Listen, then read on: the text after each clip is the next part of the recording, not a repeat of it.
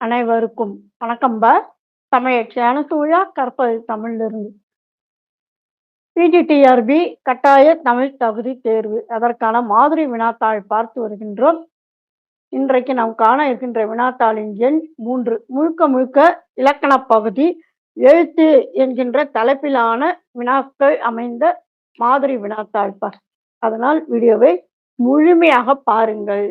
நன்றி. வாங்க வினாத்தாளுக்குள் செல்லலாம்.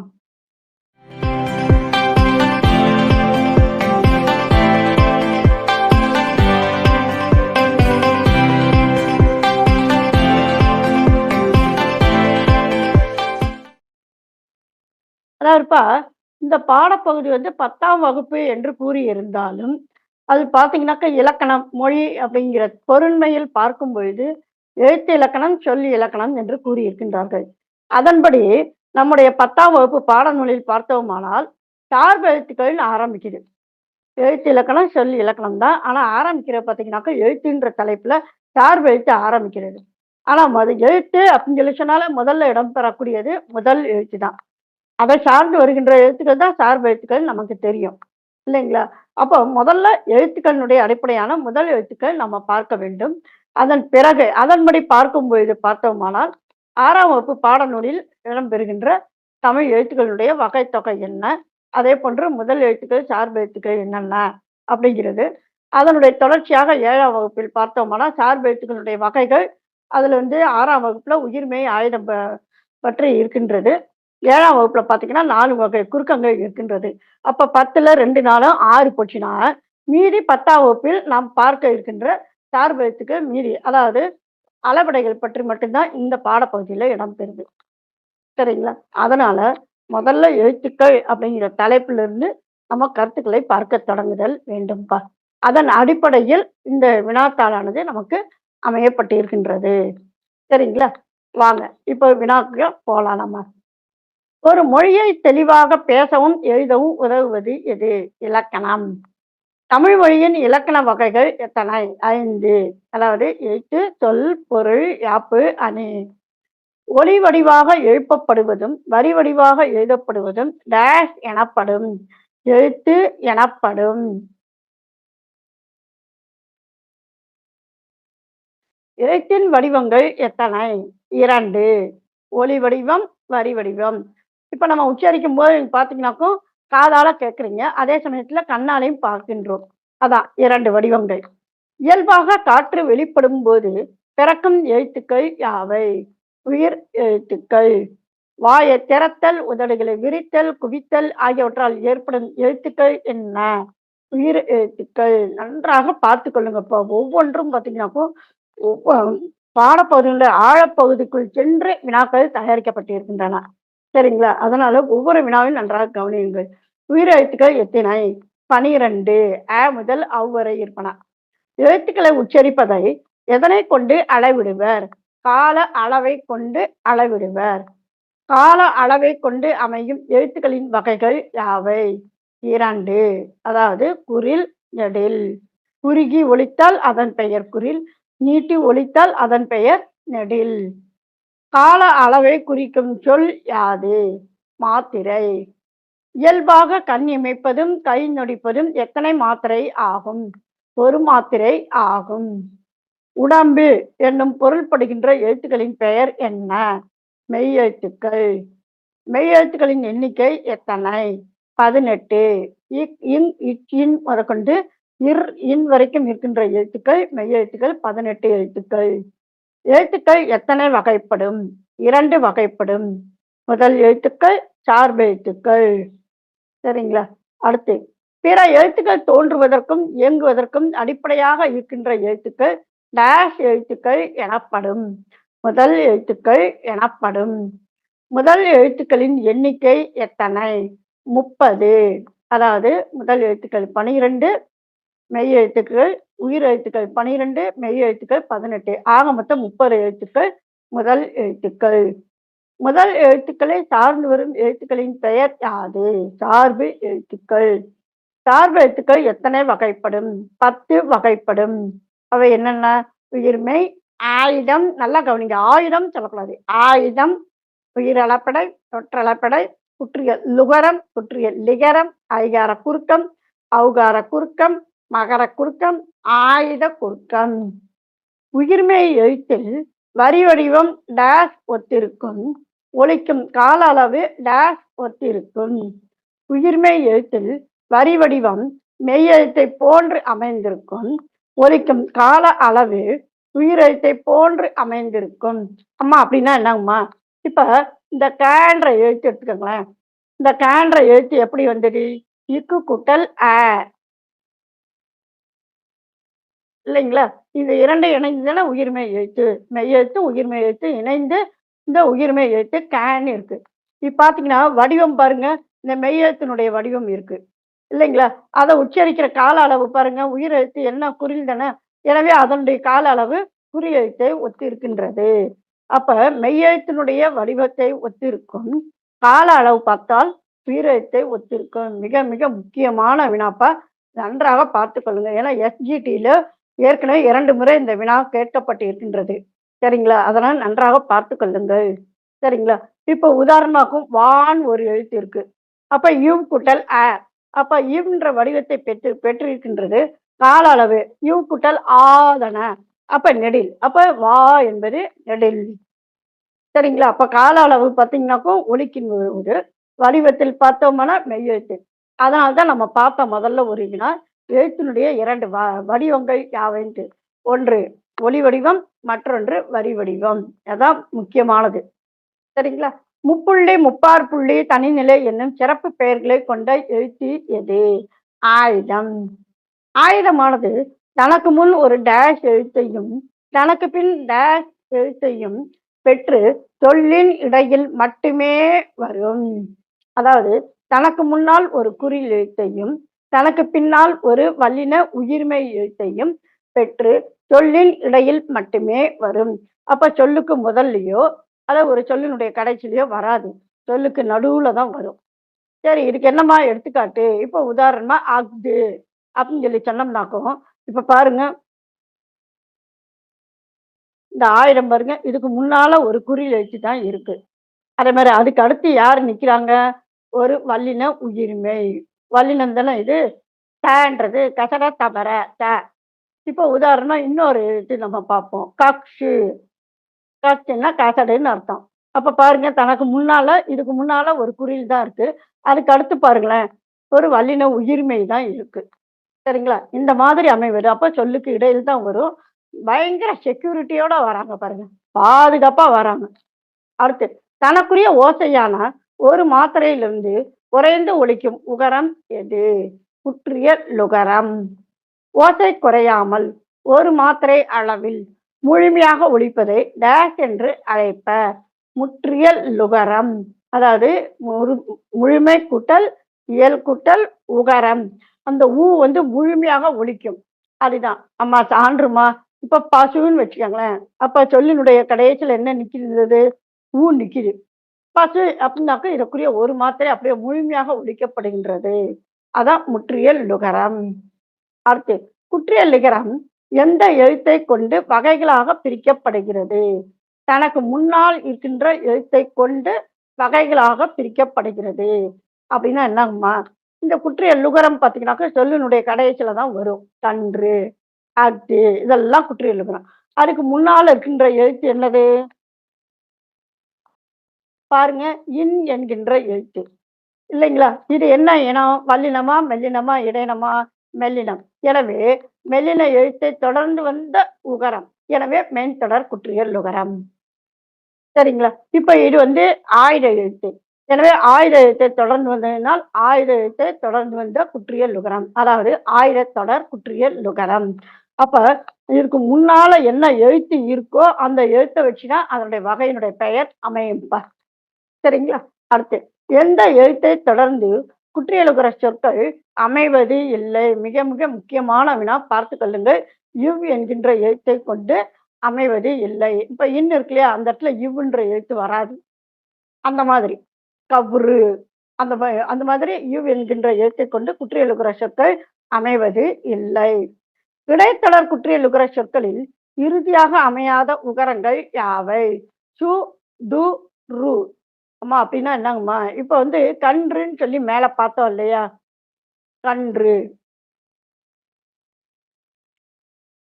இப்ப இடைத்தொடர் அப்படின்னு சொல்லி சொன்னோம்னாக்கா என்ன அர்த்தம்? இந்த இந்த இடத்துல வந்து ஏ, ர, ல, வ அந்த மாரி இருக்கின்ற எழுத்துக்கள் இந்த இடத்துல இருந்து, இந்த மாரி ஷூவோ, இல்ல டூவோ, ருவோ வரவே வராது. அந்த மாதிரியான குற்றியல் உகரங்கள் வராது. சரிங்களா? இதுவும் முக்கியமான வினாப்ப நன்றாக பார்த்துக் கொள்ளுங்கள். சரிங்களா? இந்த மாரி தான் ட்விஸ்ட் பண்ணி தான் கேட்பாங்க. அதனால நன்றாக கவனித்துக் கொள்ளுங்கள். அடுத்து, தனக்குரிய ஓசையான ஒரு மாத்திரையிலிருந்து குறைந்து ஒலிக்கும் இகரம், குற்றியல் லிகரம். குற்றியல் லிகரம் எத்தனை இடங்களில் வரும்? 2 இடங்களில் வரும். குற்றியல் லுகரமானது எதனை முதலாகக் கொண்டு, அதாவது முதல் எழுத்தாக கொண்ட சொற்கள் வரும்போது, குற்றியல் லிகரமாக மாறுகிறது. அதாவது லிகரமாக மாறுகிறது. ஏதோ ஒரு எழுத்து முதல் எழுத்தா கொண்டா. அது எந்த எழுத்து? யகரத்தை முதலாகக் கொண்டு எழுத்து சொல் வந்தால் அது குற்றியல் லிகரமாக மாறுகிறது. அடுத்து, பொருந்தாத சொல் எது? பார்த்தீங்கன்னாக்கா, அரசு, எய்து, மூழ்கு, மார்பு குடுத்திருக்கின்றார்கள். இதில் பொருந்தாத சொல் அரசு என்பது ஆகும். அம்மா எப்படி அம்மா? இது பாருங்க, இது வந்து இடைநிலை எழுத்து, இதுவும் இடைநிலை எழுத்து, இதுவும் இடைநிலை எழுத்து. இதனை தொடர்ந்து வந்த எழுத்துக்கள். எனவே இடைத்தொடர் குற்றியல் லுகரம். ஆனா இங்க பாருங்க, இருகுட்டல் அப்போ உயிரெழுத்தை தொடர்ந்து வந்த குற்றியல் லுகரம். அப்ப இதெல்லாம் இடைத்தொடர் குற்றியல் லுகரம். இது உயிர்த்தொடர் குற்றியல் லுகரம். எனவே இது பொருந்தாத சொல் ஆகும். சில எழுத்துக்கள் சில இடங்களில் தமக்குரிய கால அளவை விட குறைவாக ஒலித்தால் அவை டேஷ் எனப்படும். குறுக்கங்கள் எனப்படும். குறுகி ஒலிக்குது இல்லையா? அதனால குறுக்கங்கள். சொல்லின் முதலில் மட்டுமே இடம்பெறும் குறுக்கம் எது? ஔகார குறுக்கம். சொல்லின் இடையிலும் இறுதியிலும் வராத குறுக்கம் எது? ஔகார குறுக்கம். அதான் இப்ப ஒரு சொல் என்று எடுத்துக்கொண்டோமானால், சொல் முதல், இடை, கடைன்னு சொல்லுவோம். 3 நிலைகள் உண்டு சொல்லுக்கு. அந்த மாதிரி இந்த ஔகார குறுக்கமானது முதல்ல மட்டும் தான் வரும். இந்த இடையிலும், கடையிலயும் அது வராது. சரிங்களா? இதுவும் முக்கியமான வினா பார்த்துக் கொள்ளுங்கள். அடுத்து, தன்னை அடுத்து எந்த எழுத்து வரும்போது மகர மெய்யானது தனக்குரிய அரை மாத்திரையிலிருந்து குறைந்து ஒலிக்கிறது. வகர எழுத்து வரும்பொழுது அது குறைகிறது. நம்ம பார்த்திருக்கோம். தரும் வளவன். அப்ப தரும். அடுத்து பார்த்தீங்கன்னா, வளவன். அப்ப பார்த்தீங்கன்னா, இந்த இம்முக்கு முன்னால அந்த வந்துச்சு அப்படின்னாலே, இந்த இம்முக்குரிய அரை மாத்திரை. அந்த அரை மாத்திரையிலிருந்து குறைந்து 1/4 மாத்திரை அளவாக அது ஒலிக்கின்றது. சரிங்களா? அடுத்து, மகர குறுக்கம் மற்றும் ஆயுத குறுக்கம் ஆகியவற்றின் மாத்திரை அளவு என்ன? 1/4 மாத்திரை. அம்மா எப்படி அம்மா? இம் என்பது மகர குறுக்கம். மகரம் அப்படின்னா இம்னு அர்த்தம். அதுக்குரிய மாத்திரை எத்தனை? அரை மாத்திரை. சரிங்களா? அப்ப அது குறுகி ஒலித்தால் 1/4 மாத்திரை. அதே மாதிரி ஆயுதம். ஆயுதம் வந்து மெய் எழுத்துக்கு சமமானது. எனவே இதற்கும் அரை மாத்திரை. அது குறுகி ஒலிக்குது அப்படின்னு சொல்லி சொன்னா, அப்ப மாத்திரை 1/4 மாத்திரை. சரிங்களா? அடுத்து, பேசும்போது உணர்வுக்கும் இனிய ஓசைக்கும் பயன்படுவது எது? அளவெடுத்தல். அதாவது கால அளவை நீட்டி ஒலித்தல். அம்மா எப்படி அம்மா? தொலைவுல ஒரு தம்பி போறான், ஒரு பையன் போறான் அப்படின்னா, "டேய் தம்பி" அப்படின்னு சொல்லி கூப்பிடுவோம். அப்ப யாரோ ஒரு பாப்பா போறா அப்படின்னாக்கா, அப்ப என்ன "ஏ பாப்பா" அப்படின்னு அப்ப பாப்பா என்பது நெடில். அந்த நெடில் 2 மாத்திரைக்கு நீட்டி அளவுக்கு அதிகமா நீட்டி, "பூ வாங்கலையோ பூவு" அப்படிம்பாங்க. "மோர் வாங்கலையோ மோர்" அப்படின்னு "வாங்கலையோ" அப்படின்னு சொல்லி. அந்த மாதிரி அதெல்லாம் வந்து இனிய ஓசைக்காக. அதற்காக பயன்படுவது தான் அளபெடை. செய்யுளில் ஓசை குறையும் போது அதனை நிறைவு செய்ய மொழிக்கு முதல், இடை, கடை ஆகிய 3லும் எந்த உயிரெழுத்துக்கள் அளபெடுக்கின்றன? நெட்டெழுத்துக்கள் 7 அளவெடுக்கின்றன. அம்மா நெட்டெழுத்துக்கள் 7ன்னா என்னென்னம்மா? ஆ, ஈ, ஊ, ஏ, ஐ, ஓ, ஔ. ஆக மொத்தம் நெட்டெழுத்துக்கள் மொத்தம் 7 தான். ஆக இந்த நெட்டெழுத்துக்கள் 7ம் அளபெடுக்கும். அளபெடுத்தின் அடையாளம். நெட்டெழுத்துக்களின் இனமான டேஷ் அவற்றின் பின்னால் வரும். நெட்டெழுத்துக்கள் அப்ப அதற்கு இனமான குற்றெழுத்துக்கள் பக்கத்தில் வரும். அதாவது குறுகிய ஓசை உடைய எழுத்துக்கள். ஆ அப்படின்னாக்க ஆ வரும். ஔ அப்படின்னு சொல்லி சொன்னோம்னாக்க என்ன எழுத்து? ஓ அப்படிங்கிறது. ஆனா ஔன்னு பார்த்தீங்கன்னாக்கா, அது 2 எழுத்துக்கள் கொண்ட ஓசை உடையது. ஊன்ட்டு சொல்லி. எனவே அது பக்கத்தில் வரும். என்பது பக்கத்தில் வரும். அந்த மாதிரி. உயிரளபடை எத்தனை வகைப்படும்? 3 வகைப்படும். தேனிசை அளபடையின் வேறு பெயர் யாது? இசை நிறை அளபடை. குறில் நெடிலாகி அளவெடுப்பது இன்னிசை அளபடை ஆகும். அடுத்து எத்தனை மெய்யெழுத்துக்கள் அளவெடுக்கும்? 10 மெய்யெழுத்துக்கள் அளவெடுக்கும். இந்த வினாவை நல்லா கவனிங்க. சரிங்களா? ஒற்றளபடையில் அளவெடுப்பன யாவை? 10 மெய்யெழுத்துக்கள் கூடுதலாக ஆயுதம் ஒன்று. ஆக மொத்தம் 11 எழுத்துக்கள் ஒற்றளபடையில் அமையும். நல்லா கவனிங்க. மெய்யெழுத்துக்கள் அளவெடுக்கும் அப்படின்னா 10 மெய்யெழுத்துக்கள். ஒற்றளபடையில எத்தனை அளவெடுக்கும் அப்படின்னா 11 எழுத்துக்கள். 2 வித்தியாசம் புரியுதுங்களா? நன்றாக நினைவில் வைத்துக் கொள்ளுங்கப்பா. இந்த வினாவை நன்றாக வாசித்து தெளிவா விடையினை தெரிவு செய்யுங்கள். உங்க மனசுல நிக்கணும். நேரா போய் அந்த விடை மட்டும் நிக்கணும் அப்படிங்கிறதுக்காக தான் கான்செப்ட் கொஸ்டின்ஸ் நம்ம எடுக்கிறோம். சரிங்களா? குழம்பக்கூடாது. 4 விடைகள் கொடுக்கும்போது ஒரு மயக்கம் ஏற்பட்டு இங்கி பிங்கி பாஞ்சு போற நெறைய பேர் இருக்காங்க. அதெல்லாம் கூடவே கூடாது. இதுதான் விடை. மெய்யெழுத்துக்கள்னா அப்படின்னா 10. ஒற்றள விடை அப்படின்னு சொல்லி சொன்னா 11. அவ்வளோதான். மனசுல நிறுத்துங்க. சரிங்களா? எப்படி 11? 10 மெய்யெழுத்து கூடுதலாக ஆயிரம் 1. ஆயிரமும் மெய்யெழுத்து கணக்கு தானா? அதனால தான் அது ஒற்றள விடையில வருது. சரி. இந்த 10 மெய்யெழுத்துக்கள் என்னென்ன எழுத்துக்கள் இங்க இருக்கு பாருங்க. இந்த 10 மெய்யெழுத்துக்கள். அதான் அம்மா அதெல்லாம் என்னென்னங்கம்மா? இந்த 6 மெல்லினம்ப்பா. நாங்கலாம் நம்மளான்றது. அடுத்து எரள வல்ல இடை இருக்கு இல்லையா? அதுல பார்த்தீங்கன்னாக்கா இந்த இரு, இல் தவிர. சரிங்களா? இந்த 2 எழுத்துக்கள் தவிர மீதி இருக்கின்ற 4 இடையின எழுத்துக்கள். இங்க 6 மெல்லின எழுத்துக்கள். ஆக மொத்தம் 6 கூட்டல் 4 10 ஆயிரம் 1 ஆக மொத்தம் 11. சரிங்களா? நன்றாக விடையை நிறுத்திக் கொள்ளுங்கப்பா. ஒவ்வொரு மதிப்பெண்ணும் உங்களுடைய கனவு, உங்களுடைய உழைப்பு. அதை நினைவில் நிறுத்துங்க முதலாவதாக. இனி அடுத்து வர வினாக்கள் எல்லாமே பொறுத்துக அமைப்பில்ப்பா. இந்த பக்கம் குறில், நெடில், மெய். அந்த பக்கம் அரை மாத்திரை, 2 மாத்திரை, 1 மாத்திரை. இப்போ குறிலுக்கு எத்தனை மாத்திரை? 1 மாத்திரை 1. நெடிலுக்கு 2 மாத்திரை 2. மெய்க்கு அரை மாத்திரை 3. அப்ப விடை பார்த்தீங்கன்னாக்க 3, 2, 1 என்று அமைகின்றது. அடுத்த மாத்திரை கணக்கிடுக. மொழி, தமிழ், பாடம், ஆசிரியர். அந்த பக்கம் 5:30, 2, 2:30, 3:30. அதாவது 5:30 மாத்திரை, 2 மாத்திரை அந்த மாதிரி. இப்ப மாத்திரை பொருத்துவோம்.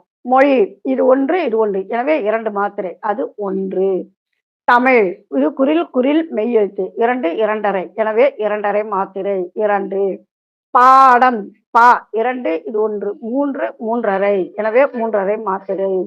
அடுத்து ஆசிரியர் ஆ 2 இது 1 3 இது 1 4 இது 1 5 இரு ஒரு அரை.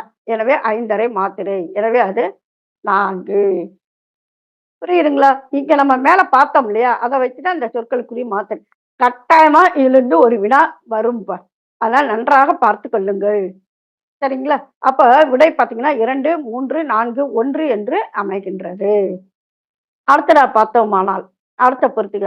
மெய்க்குட்டல் உயிர், மெய்க்குட்டல் உயிர்க்குறில், மெய்க்குட்டல் உயிர் நெடில். அப்ப இதெல்லாம் இணைத்தா என்ன எழுத்துக்கள்? மெய்க்குட்டல் உயிர், உயிர்மெய் 1. மெய்க்குட்டல் உயிர்க்குறில், உயிர்மெய் குறில் அது 2. மெய்க்குட்டல் உயிர் நெடில், உயிர்மெய் நெடில் அது 3. அப்ப விடை 3, 1, 2 என்று அமைகின்றது. அடுத்த பொறுத்துக்கம்பா. உயிர், மெய், உயிர்க்குறில், உயிர்நெடில், ஆயுதம். அந்த பக்கம் 12, 18, 90, 126, 1. விடை. அதாவது ஒவ்வொன்றும் எத்தனை வகைன்றது. உயிரெழுத்துக்கள் 12, 1. மெய்யெழுத்துக்கள் 18, 2. உயிர்க்குறில் 90, அது 3. உயிர்நெடில் 126, 4. ஆயுதம் 1. உயிர்க்குறில் எப்படிமா 90? மொத்தம் பார்த்தீங்கன்னா குறில் எழுத்துக்கள் எத்தனை? 5 எழுத்துக்கள். மெய் எழுத்துக்கள் எத்தனை மொத்தம்? 18. இதை பெருக்கணும்னாக்கும் 90. சரிங்களா? அடுத்து பார்த்தீங்கன்னாக்கா உயிர் நெடில் அப்படின்னாக்கா நெடில் எழுத்துக்கள் எத்தனை மொத்தம்? 7. அதில் வந்து என்ன செய்யணும்? மெய் எழுத்துக்கள் 18. அப்ப பெருக்கணும்னாக்கும் 126. சரிங்களா? அப்ப விடை பார்த்தீங்கன்னா நேராகவே அமைகின்றனப்பா. அடுத்த வினாங்கப்பா. 6 குற்றியலுகரம் கண்டுபிடி. 6 கயிறு, பற்று, கன்று, மார்பு. இந்த பக்கம் இடைத்தொடர் குற்றியலுகரம், மென்தொடர், வன்தொடர், உயிர்த்தொடர், நெடில் தொடர். நம்ம குற்றியலுகர வகைகள் நம்ம பார்த்தோம் தெரியுமா? அந்த எழுத்துக்கு முன்னால இருக்கிற எழுத்த வச்சு தான் வகை பிரிக்கிறோன்ட்டு. அதான் இந்த வகைகள் அமைந்திருக்கின்றன. இப்ப இதற்கு சரியான விடை பொருத்துவோம். 6 பார்த்தீங்கன்னாக்கா உயிர் எழுத்து இருக்கு. ஆனா நெடில். எனவே நெடில் தொடர் குற்றியல் லுகரம் 1. இங்க பார்த்தீங்கன்னா கயிறு. கயிறு எப்படி பிரிக்கலாம்? ஈ கூட்டல் ஈ இல்லைங்களா? அப்ப அந்த ரூக்கு முன்னால என்ன எழுத்து இருக்கு? ஈன்னு சொல்லக்கூடாது. இந்த ஈயும் ஏன்னா உயிர்மெய் எழுத்துன்னா அத பிரிக்கணும். இந்த ஈ தான் இருக்கு. அப்ப உயிர் எழுத்து. எனவே உயிர் தொடர் குற்றியல் லுகரம் 2. அடுத்தது பற்று. இந்த எழுத்துக்கு முன்னால யார் இருக்கா? இர் இருக்காங்க. இர் வந்து என்ன இனம்? வல்லினம், மெல்லினம், இடையினம். இந்த 3ல இது வல்லினம். எனவே இது வன்தொடர் குற்றியல் லுகரம். அடுத்து கன்று. இந்த முன்னால யார் இருக்கா? இன்னு. இந்த இன் என்பது பார்த்தோம்னா மெல்லின எழுத்து. எனவே மென்தொடர் குற்றியல் லுகரம் 4. அடுத்ததாக மார்பு. இதுக்கு முன்னால யார் இருக்கா? இர் இருக்காங்க. இர் வந்து யாரு? இடையின எழுத்து. எனவே இடைத்தொடர் குற்றியல் லுகரம். எனவே அது 5. அப்ப விடை 5, 4, 3, 2, 1 என்று அமைகின்றது. புரியுதுங்களாப்பா? அடுத்ததாக அசைச்சொல். குறில், நெடில், குறில் மற்றும் நெடில் இந்த பக்கம் ஆயுதம். அந்த பக்கம் கேனம், கரண், கான், காரம். அதான் இந்த எழுத்துக்களை வந்து சொல்வதற்கு ரொம்ப எளிமையாக இருப்பதற்காக உதவுவனதான் அசைச்சொற்கள். குறி எழுத்தினுடைய அசைச்சொற்கள் என்ன அப்படிங்கிறது தான். குறி எழுத்தின் அசைச்சொல் என்னது? கரம். அடுத்து நெடிலுக்கு பார்த்தீங்கன்னாக்கா கான் அது 2. குறில் மற்றும் நெடிலுக்கு காரம் 3. ஆயுதத்துக்கு கேனம். அம்மா அப்படின்னா என்னங்கம்மா? இப்ப பார்த்தீங்கன்னாக்கா அகரம் குறில்னாக்கா அகரம்னு சொல்லுவாங்க. எகரம், ஒகரம்னு சொல்லுவாங்க. நெடில் சொல்லி சொன்னோம்னாக்கா ஐகான், ஔகான் அப்படின்னு சொல்லி சொல்லுவாங்க. குறில் மற்றும் நெடிலுக்கு வந்து இந்த அகாரம்னு வரும், எகாரம் என்றும் வரும். நெடில் பார்த்தீங்கன்னாக்கா ஆகாரம், ஓகாரம் அப்படின்னு வரும். அப்ப 2க்குமே காரம் என்பதும் இணைந்து வரும். ஆயுதம் அப்படின்னு சொல்லி சொன்னா அக்கேனம் அப்படின்னு சொல்லுவாங்க. சரிங்களா? இப்ப விடை பார்த்தீங்கன்னா 2, 3, 4, 1 என்று அமைகின்றது. சரிங்களா? இப்ப அடுத்ததாக ஐ தனித்து வருதல். ஐ வந்து மொழிக்கு முதலில் வருதல். ஐக்கு வந்து இடையிலும் இறுதியிலும் வரும். ஐ எத்தனை மாத்திரை? இந்த பக்கம் 1 1/2 மாத்திரை, 1 மாத்திரை, 2 மாத்திரை. ஐ தனியா வந்தா எத்தனை மாத்திரை? 2 மாத்திரை. நெடில் தானே. அப்ப எனவே அதற்கு 2 மாத்திரை. அது 1. ஐ வந்து மொழிக்கு முதலில் வரும்பொழுது அதனுடைய மாத்திரை குறைந்து ஒலிக்கும். 2 மாத்திரை. அப்ப 1 1/2 மாத்திரையாக. எனவே அது 2. அடுத்து ஐ வந்து மொழிக்கு இடையிலும் இறுதியிலும் வந்தால் அதன் மாத்திரை அளவு 1 மாத்திரை. எனவே அது 3. அப்ப விடையானது 3, 1, 2 என்று அமைகின்றது இப்ப. சரிங்களா? இப்ப அடுத்ததாக அளபெடைகள் பார். ஓசை குறையும் போது நிறைவு செய்ய அளபெடுப்பது. அடுத்து ஓசை குறையாத போது இனிய இசைக்காக அளபெடுப்பது. பெயர் சொல் எச்ச சொல்லாக திரிந்து அளவெடுப்பது. இது என்னன்ட்டு நம்ம பார்ப்போம். ஓசை குறையும் போது நிறைவு செய்ய அளவெடுப்பது இசை நிறை அளபடை 1. இதுல வேறு பெயர் என்ன? செய்யுள் இசை அளபடை. இப்பதான் ஒரு வினால பார்த்தோம் நம்ம. அடுத்து ஓசை குறையாத போது இனிய இசைக்காக அளவெடுப்பது அது இன்னிசை அளபடை. அது 2. அடுத்து பெயர் சொல் எச்ச சொல்லாக தெரிந்து அளவெடுப்பது நசை நசை அப்படின்னு வரும். எனவே அது 3 சொல்லிசை அளபடை. அப்ப விடையானது 3, 1, 2 என்று அமைகின்றது. சரிங்களாப்பா? அப்போ நல்லா கவனிங்க. இதுவரைக்கும் நம்ம வந்து எழுத்து என்கின்ற அடிப்படையிலான வினாக்கள் மாதிரி வினாத்தாள் நம்ம பார்த்தோம்பா. இதுவரைக்கும் இந்த வினாத்தாள்ல வந்து உங்களுக்கு எழுத்து பற்றிய எல்லா கருத்துக்களும் நிச்சயமா எந்தவித சந்தேகமும் இல்லாம மனசுல பதிஞ்சிருக்கும் அப்படின்னு நான் நம்புறேன். உங்களுக்கு இந்த வினாத்தாள் பிடித்திருக்கும் என்றும் நம்புகிறேன்ப்பா. உங்களுடைய நண்பர்களுக்கும், தோழியர்களுக்கும், அதே சமயத்துல உறவினர்களுக்கும் இந்த பதிவை வந்து பகிருங்க, ஷேர் பண்ணுங்க. சரிங்களா? அதே சமயம் உங்களுடைய கருத்துக்களை மறவாமல் கருத்து பெட்டியில் கொடுங்கள். சரிங்களாப்பா? மீண்டும் ஒரு புதிய பதிவில் சந்திப்போம். நன்றி, வணக்கம்.